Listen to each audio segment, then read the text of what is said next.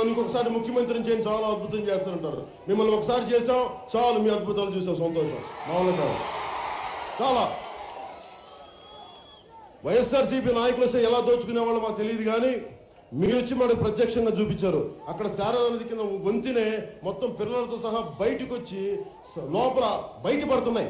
మీరు చేసిన ఇసుక మాఫియా దోపిడీకి చోడవరంలో ఉన్నంత ఇసుక దోపిడీ ఆంధ్రప్రదేశ్ లో ఇంకెక్కడ లేదు, అంత ఇసుక దోపిడీ. ఇదే నేను ఆశించిన తెలుగుదేశం పార్టీని, ఇదే నేను ఆశించింది ముఖ్యమంత్రి గారి దగ్గర నుంచి. నేను ఇదైతే ఆశించలా. మీరు ఈ దోపిడీకి అయితే ఖచ్చితంగా నేను పోటీ చేసేవాడిని. చోడవరం సీట్ ని 2014లో గెలిపించేవాడిని, మీ దోపిడీని అప్పుడు నిలువరించేవాడిని. నేను నమ్మాను. అంటే రాజకీయానికి అనుభవం కావాలనేమో, పెద్దలుంటారేమో నాకు తెలీదు. మేము నేను ఒక చిన్న కానిస్టేబుల్ కొడుకుని, అంటే రాజకీయాలు చేయాలంటే ఒక ముఖ్యమంత్రి కొడుకుగా పుట్టాలేమో, లేదంటే మామగారు పెట్టిన పార్టీలో పెట్టి ఆయన పక్క తప్పించి రావాలేమో, ఇవన్నీ నాకు తెలియదు.